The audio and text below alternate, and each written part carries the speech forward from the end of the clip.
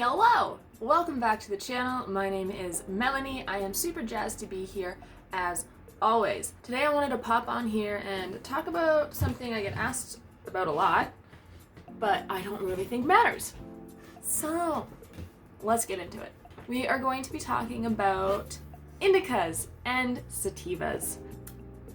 If for some reason you are a cannabis enthusiast and you do not know that there are strain categories called Indica, Sativa, and a hybrid, which is the combination of different strains. I don't know where you've been, but they are classified this way for a couple of different reasons. So, brief overview of each classification before I explain to you why I don't think any of them matter. Sativas are supposedly the creative, stimulating, energetic, head high, very active and creative strains. So you've got this category of sativas and then all of these different strains that fall underneath this category. Indicas would be the opposite side of the spectrum when it comes to cannabis strains. It would include things that are like sedative, hunger, appetite inducing, couch lock effect, very body high, relaxing, chill. The chill stoner experience that you would kind of assume, or that people always assumed cannabis gave them. And then you have the hybrids of the world. A hybrid can be the combination of a sativa and an indica, and can be the combination of two different indicas. Basically, it's a mix. It's been bred with something that was outside of its classification. The reason I am not dedicating an extremely long and elaborate video to this is because I do not really believe that the sativa and indica and hybrid classifications mean jack anymore. And that's not just me, it's pretty standard to use the terms loosely, but to educate around how they don't really matter. The illegal market of cannabis, the black market, if you will, the origins of cannabis, involved everybody growing weed at home. Some people got really good at it, bred different cannabis strains together, and that created hybrids. What I mean by this is if you have a sativa that gets you really, really messed up, so super high, the intoxication effects are awesome and where you want them to be, but the risk for anxiety and paranoia and some of the negative effects of cannabis are also really high.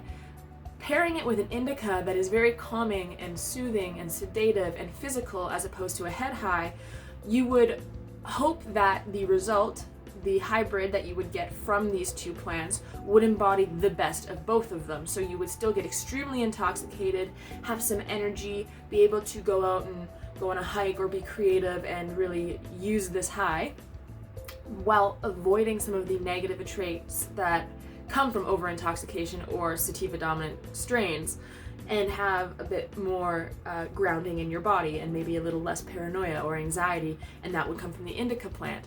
This is the goal of breeding. This is basically why hybrids existed. And it all sounds fine and dandy besides the fact that that's very hard to track and record because of many reasons. We, back in the day, had things called pure landrace strains where it was just a pure sativa plant. Just like you have a daisy that is a daisy. It's not a daisy hybrid, it's a daisy. Cannabis is very much the same way. You have a plant that is called Girl Scout cookies, and it was a Girl Scout cookie plant. It's a horrible example because I'm pretty sure Girl Scout cookies is a hybrid. But you get what I'm saying. There were cannabis plants that were specific strains and had classifications and types. These types and classifications were given based off of the effects of using the plant. So again, they were subjective to human error and individual twists, because not every body and no person reacts the same way to even the same strain. So there is a lot of guesswork behind this classification system, and we totally botched it because it was entirely underground breeding that was occurring. So that means there was no tracking of what plants, there was no testing prior because the testing equipment didn't exist yet. We just bred them to get the results we wanted, which is very smart, and it worked. It created different hybrids that took the best of both of the plants you were blending together, And now we have a plethora of different experiences that can be used and tailored for your experience and what you're looking for. But it also means that classifying things as a strict indica or a sativa or a hybrid is basically bullshit. There is not a lot of warrant behind using those classifications anymore. However, we haven't developed a better system yet.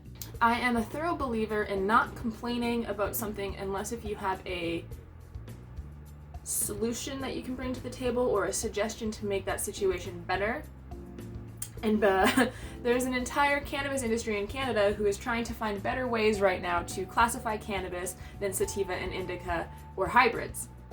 We have tried in the legal industry to use things like terpenes to better predict the experiences that you're going to be receiving from a specific strain. If you don't know what a terpene is, there's a video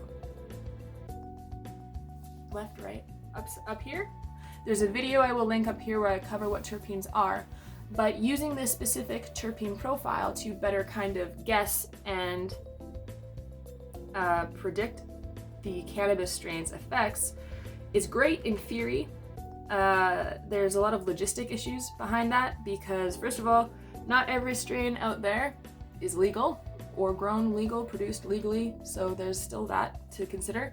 We also don't have enough labs in the world that can test cannabis accurately and legally for its terpene profile. So it's basically not readily available for everybody, and it's expensive. Once you actually get those logistics out of the way, the science behind being able to classify hundreds and thousands of different plants based off of a terpene profile into 3 categories is a feat in and of itself. You might have a strain that is high in the terpene limonene and assume that it's a sativa dominant, or a strain that's high in linalool and assume that it is a indica dominant. There is so many different terpenes, such a diverse profile on each plant. Each plant, even if it is the same strain, can have different quantities of the individual terpene. So obviously it's extremely difficult to find a distinct, recognizable terpene profile that are classified as indicas. My best suggestion, and the direction that I know the legal market has gone into, is saying something like sativa dominant. I've probably slipped up and said it in this video already without explaining, but sativa dominant strains would be a strain that would pull closer to sativa effects. It is not a clear box classification. If anyone says a cannabis strain is indica, like a land race indica, I don't want to call them a liar, but it's pretty hard to believe that any strain nowadays, especially after the movement that cannabis has gone through, it is a very, very, very, very unlikely that the strain they're talking about is a pure indica or a pure sativa or pure anything. There's just been so much breeding that it's unlikely, to say the least. I'm not calling you a liar, I'm just saying. Now, the cannabis industry has definitely started using terms like sativa dominant, indica dominant, or a sativa dominant hybrid, for example. This is just to, I think, showcase the uncertainty behind this classification. You can assume this strain will pull towards an indica experience if it's called an indica dominant strain. Now, there are articles online and people out there saying that they've figured out the terpene profiles for all of the indicas, and they're a lot closer now than they ever have been. But I would highly suggest paying close attention to the strains that you enjoy. If you're buying them legally, which I know is more expensive, and that's a whole other video, I get it. But if you are purchasing it legally, the benefit is you do get to know the terpene profile. If you were to keep something called a strain journal, where you record these strains and the effects that you like and don't like from a specific strain, through the process of elimination and journaling and paying close attention to your own highs, you will be able to start to realize that you like strains that have certain terpenes in them. This is a lot of work.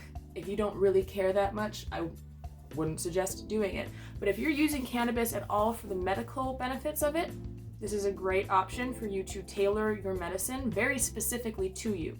Terpenes are the building blocks of the experience you will have on a cannabis strain. If you know if you like a certain terpene or not, or the effects it has on you, that's a huge leg up in being able to predict and understand the experience you're about to have and the medical benefits you could get from a strain. Please be aware when you're purchasing cannabis, whether it be legally or illegally, which I'm not allowed to encourage and I don't encourage, it's important to realize that the sativa and indica and hybrid classifications are general guidelines, and they work very well as general guidelines, but if you are new to cannabis, a big old word of caution. Extremes on both sides of these strains, like a very, very heavy indica or a very, very intense sativa, can give you results that you might not want.